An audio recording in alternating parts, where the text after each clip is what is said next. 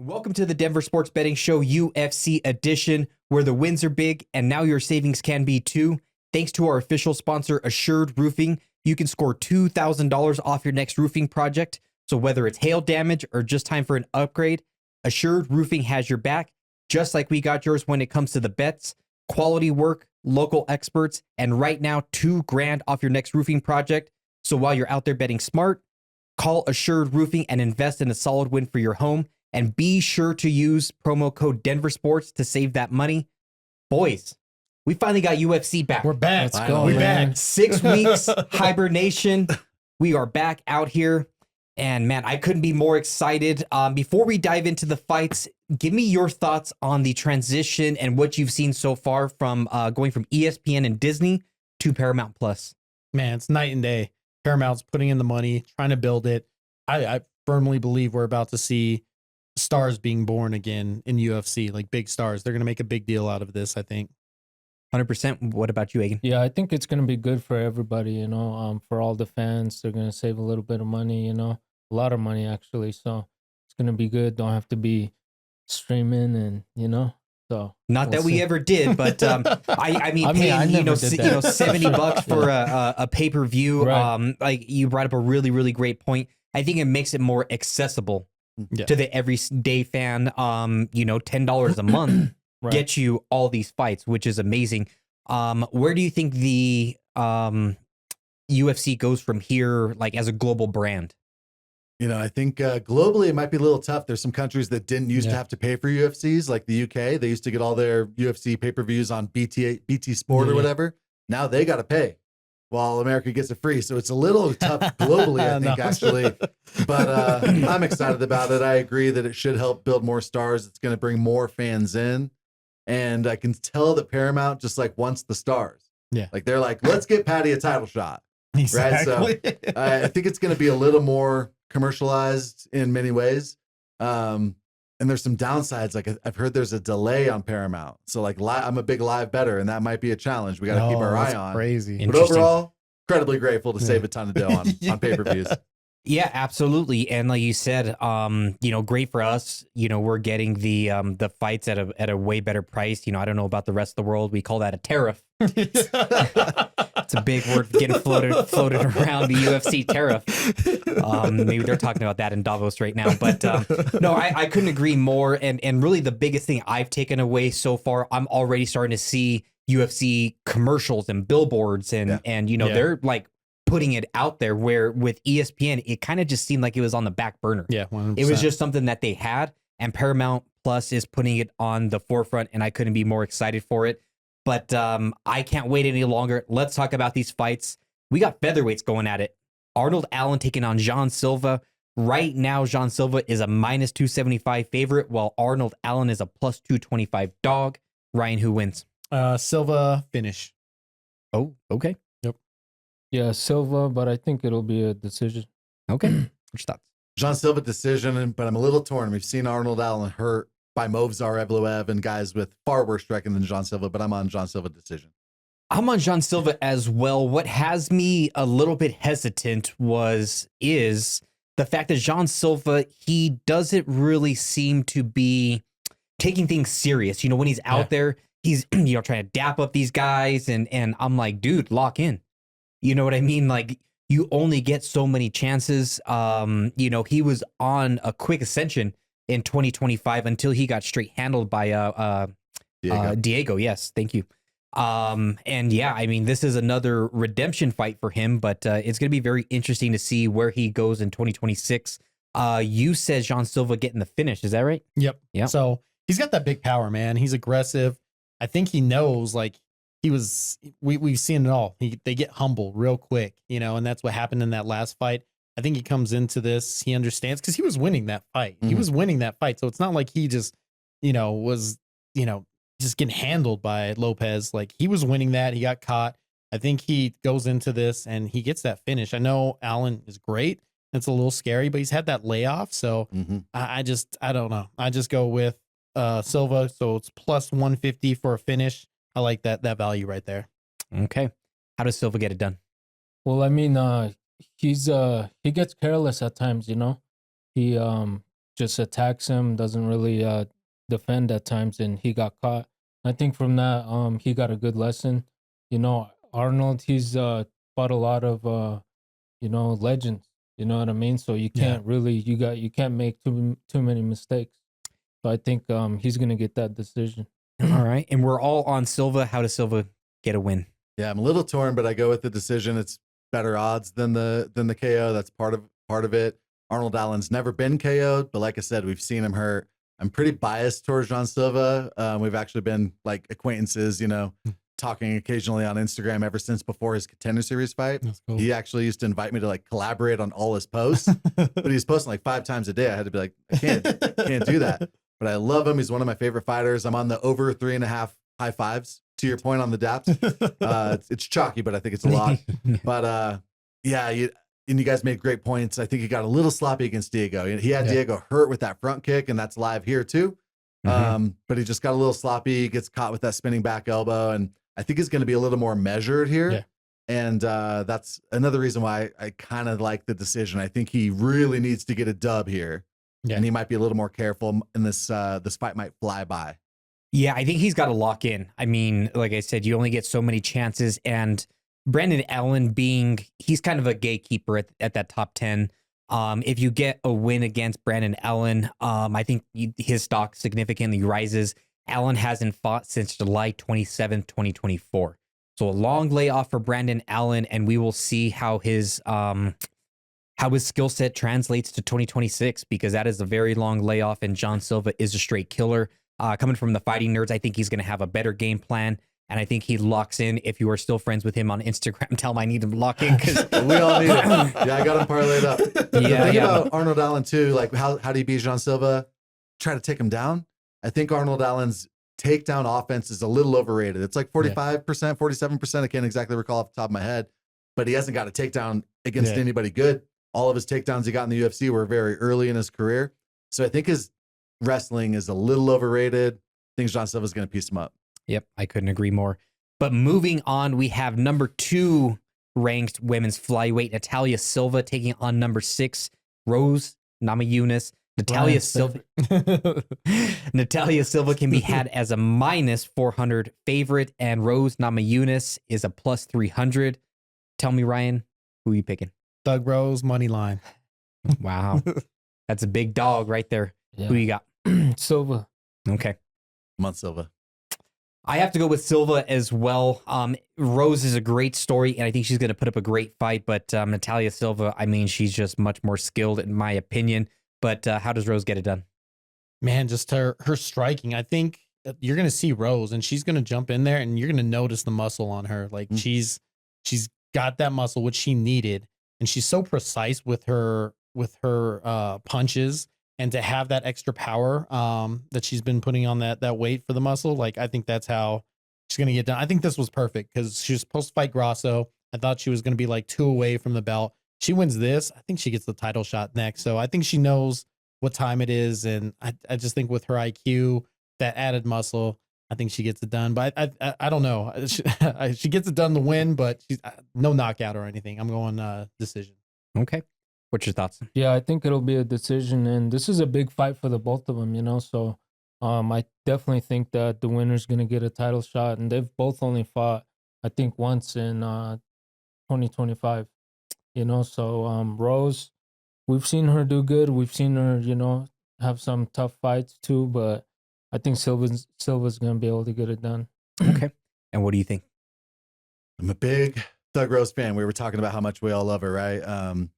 I've actually bet Rose as an underdog pretty much like without thinking. It's a system thing. I do it just automatically. Better as an underdog both times against Zhang Weili, perhaps the GOAT of that division. The problem is, I don't think she's going to get takedowns here. Like Jasmine Jasudavicius couldn't get takedowns on Natalia Silva, and Jasmine's huge. And Rose has excellent striking, but it's because she's so smart with her range management. And Natalia's range management is just, I think, the best in the division, perhaps the best in the UFC. Like her movement, her kicks, right? So I have trouble finding how Rose is going to land on her. Rose has been a little low volume lately. And so it's a ugly line, right? Minus 400 against Rose. Like this seems like the easiest Rose bet of all time, but I just couldn't do it. I think Natalia's going to win like a unanimous decision, or I might pick like Natalia minus 7.5 rounds. Like betting, the only way you can bet it is to bet on a blowout. If you like Rose, you might go like the plus 3.5 rounds. All you need her to do is win 1 round. Yeah, but I think Natalia's going to make it look pretty easy. I'm sad to say. I'm sad to say as well, Rose, since she's gone up to flyweight, she hasn't looked the same as she had at strawweight. And that's where my problem lies with picking her in this fight. She relies on her veteran savvy. You know, you throw one punch, I throw one punch, you jab once, I jab once, you low kick, I high kick, and I get a takedown at the end of the round to seal the round. I don't think she's going to be able to do that with Natalia Silva. Natalia Silva, her takedown defense is in the 90% range. So I don't see Rose getting any takedowns at all. As far as speed, I don't know if there's a faster fighter, like men or women, in the UFC than Natalia Silva. Where does this leave Thug Rose? Should she win or should she lose? I'll throw it to you since you're the biggest Rose fan on the show. She wins. Like I said, she's right there. She's a big name. Paramount, like you said, are looking for these kind of names. And I think that's where, Valentina and her go at it. I would love that fight. If she loses, I think it's going to be tough. I think she's kind of at that gatekeeper status if that happens. But I think she knows, she knows where she's at right now and how close she is to another title fight. So I think she gets it done. I really do. I know you do. I disagree. Here's something that is interesting to me and a thought that I've been kicking around the last few days. Should Rose lose, does she go back to strawweight? I don't think so. I think, like I said, she's put on that muscle. She walks around at that weight. So, to go back is just so tough for these fighters, especially once they kind of get later in their career and everything. So no, I don't think so. I think she just, like I said, that gatekeeper status, or just hopefully someone gets hurt and she gets thrown in there. But yeah, I don't know. And you said like she hasn't looked like herself, but her other fights, like against Tracy, and that first one, was it against Blanchfield or who? And she hurt her. She break? Yeah. And like she was one-handed still right there. I think she wins that. If not, so I don't know. I think she's right where she belongs. I think it was against Manon Fiorot. I think about it, where she hurt her hand. You're right. Yeah, I was cage side for the Tracy Cortez fight. I got to see Tracy Cortez's eyelash fly across the cage. Yeah, so it's tough to say. Like, I'm afraid to say it, but I feel like she might retire. Like, she just loves farming. Like, she just loves being outside and working on her land and stuff. Like, she doesn't need fighting. She's like the Jokic of UFC. Yeah, that's a good way to put it. You could say that. Jokic is significantly better at basketball than she is. I was just saying personality-wise here. Okay, personality. And she's not going to fight too long. Like, Jokic isn't going to play basketball for 20 more years. And I agree with that. Just when I look at the UFC rankings, strawweight, there, if championship is still on her heart, which she says it is. Yeah. So I'm just going by what Rose has said. I mean, look at the flyweights. She's got to beat Natalia Silva. Mm-hmm. Yeah, there's a plus 300 dog there. Let's say she beats Natalia Silva. The route to women's flyweight championship is through Manon Fiorot, who's a beast. Mm-hmm. Then she's got to take on the GOAT. Yep. I mean, if she were to go to strawweight, really the biggest obstacle is Zhang. I think Zhang's a better fighter than the current champion, Mackenzie Dern. 100%. So that's just something I've been kicking around the last few days. But yeah, before we move on to the rest, we're going to take a quick break. Be sure not to go anywhere because we're breaking down all the rest of the championship fights for UFC 324. Welcome back to the Denver Sports Betting Show UFC edition. My fight squad never left, and we are here breaking down all the fights on UFC 324. Boys, we got the big ones. Ooh. Waldo Cortez Acosta and Derrick Lewis. Man, one of my favorite fighters of all time, Derrick Lewis. He is a 250 underdog, and Waldo Cortez Acosta at a minus 334. Who wins out of the Black Beast and Waldo Cortez Acosta? Black Beast. Got him. Which thought? Black Beast, baby. I respect those picks. I'm on Waldo. All right. And all are great picks.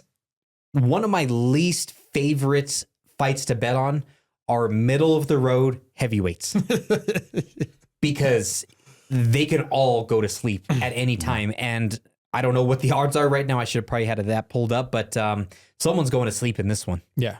You had the Black Beast. Tell me what your thoughts. Well, you say somebody should, but like I always think back to Derrick Lewis and Ngannou when I was like, oh my God, I was like that UFC fan that was like, you got to watch this one. Someone's going to get dropped. And it was one of the worst fights ever. So I hope that's not what happens here. I don't think that's what happens here, but just been watching like his interviews. Derrick Lewis, like you said, looks amazing. He said the UFC gave him some peptides.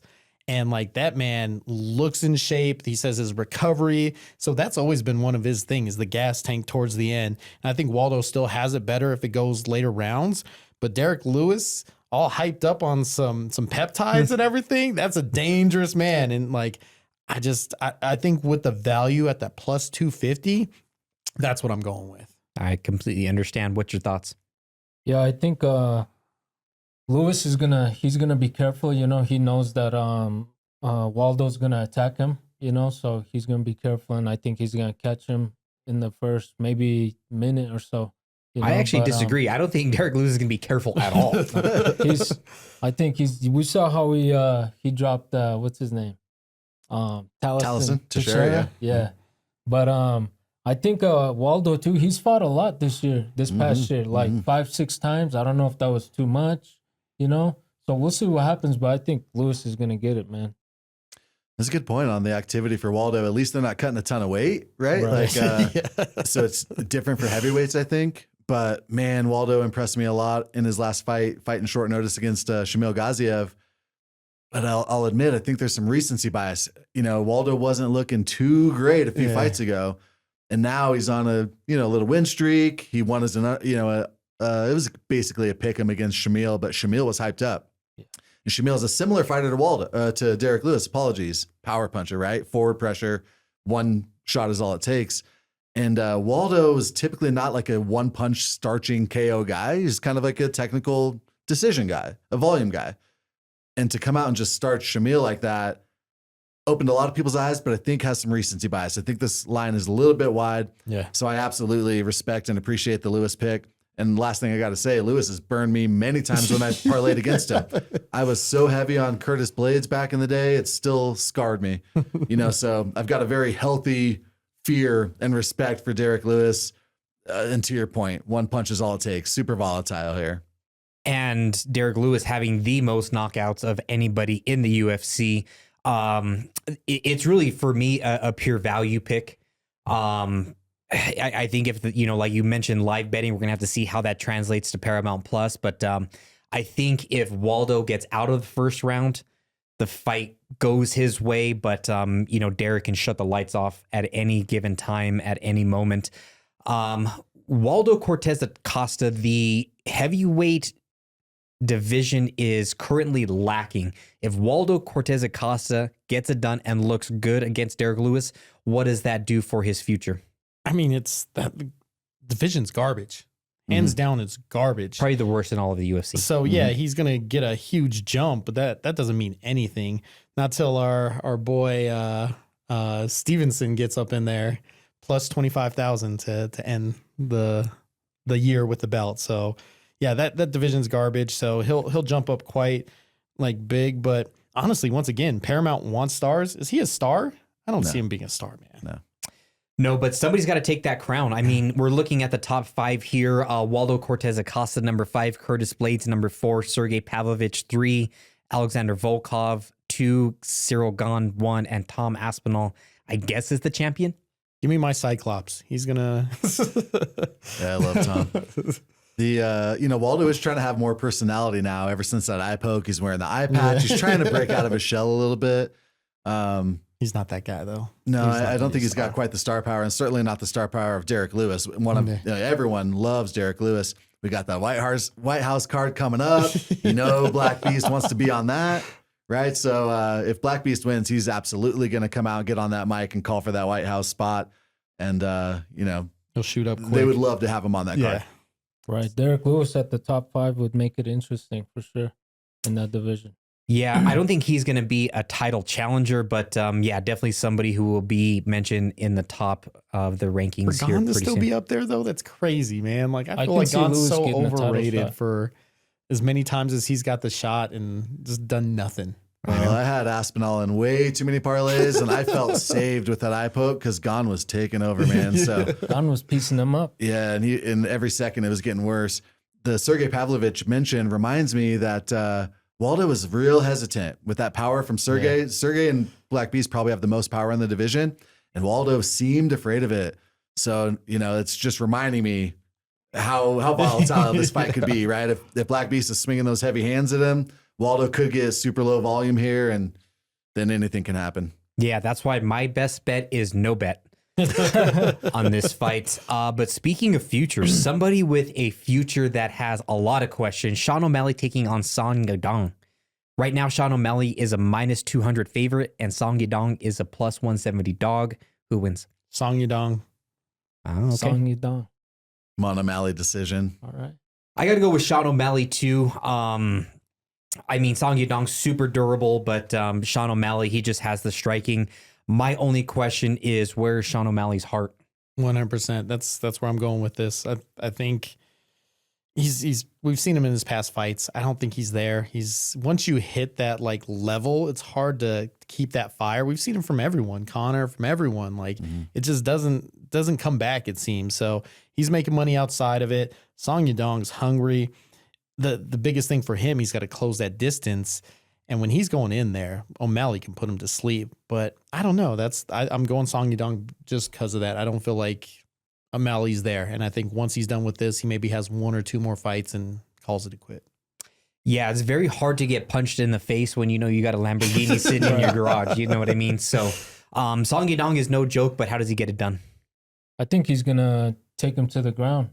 I think a lot of these guys, they've seen O'Malley, fight Merab these last couple of times, and now they know how to beat this guy, and we've seen him knock out O'Malley, he got caught, so they pay attention to stuff like that, they watch film, so I think he's going to take him to the ground, and I could see a finish possibly, but probably a decision. Okay. I'll mention, I've seen Song, he's been training his wrestling a lot lately. It seems like that's his game plan, and you're right that he would be smart to do so. I was a little unimpressed with Song in his Henry Cejudo fight. That fight was a little closer than I thought it would be, and then Peyton Talbot came out and made it look so easy against Cejudo.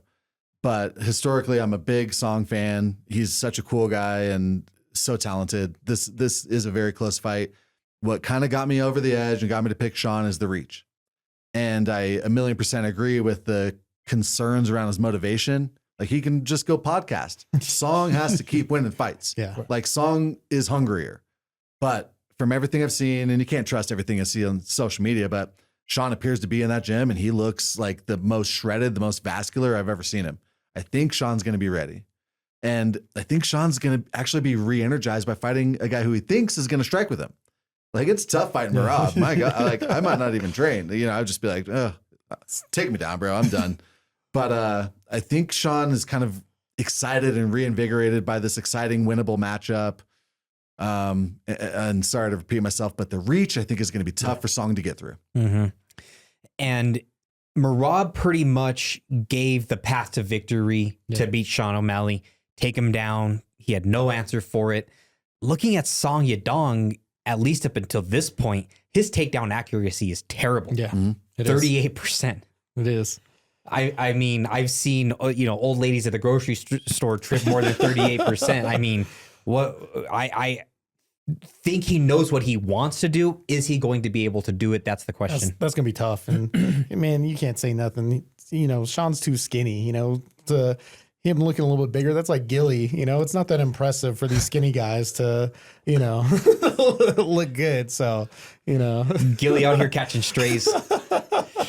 To be fair, his last, I'm talking about Song Yadong here, his last fights were against Henry Cejudo, all-world wrestler, and Petr Yan, also very, very good. So maybe that plays into the skewed numbers, but he's going to have to do a whole lot better than 34% if he really wants to make noise in this fight. But the fight that has all the noise. Ooh, love it. Justin Gaethje, Denver's own, taking on Paddy the Baddy Pimblett. Right now, Justin Gaethje, a plus 187 dog. Paddy the Baddy, a minus 180 favorite. Who gets it done? There's just some things you don't do, and you don't bet against Gaethje when he's an underdog. There's just something you don't do, and that's one of them right there. So Gaethje. Who you got? Gaethje. Gaethje. I'm glad to finally pick a dog and suck up, because I've just been on favorites while these guys are showing why everyone loves the show, you know, with some counterintuitive thoughts. So finally I'm picking a dog. I'm on Gaethje. I got Gaethje as well. I mean, it's really, really crazy to me, but it also makes sense because the sports books, the ones that put this out, everyone thinks that they are putting out the best analytical numbers. They are putting out bettable lines. Yep. You know? So that's why people who are sharp bettors see these errors and they can make money.